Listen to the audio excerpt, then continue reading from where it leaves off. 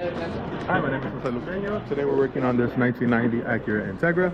What we're going to be doing today is using the coolant pressure test kit to identify if there are any leaks or if the system holds pressure properly. So to start off, you're going to need to use one of these cooling system adapter kit.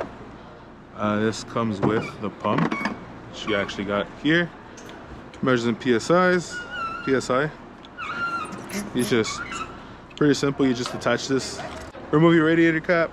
You hook this piece up using the corresponding adapter. You go ahead and test it. If it holds, if the pressure doesn't drop, you should not have a leak in your system. First, you want to make sure that your engine is cold. If not the engine, because the engine still feels hot. But wait for the cap to be cold and you should be able to just go ahead and uncover it. If it's hot, do not open it because it's pressurized and it will shoot up.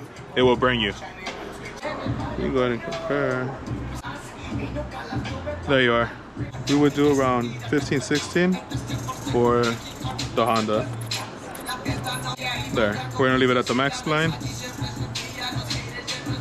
just for reassurance. So right now we have it right on the line.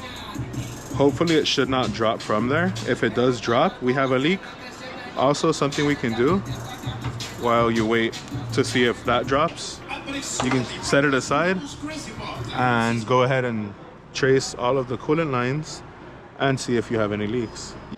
So there's one that goes into the engine, there's another one that comes out of it, the heater core lines. You just want to look around here, the thermostat housing. Sometimes there's a leaking area, but everything seems to be fine.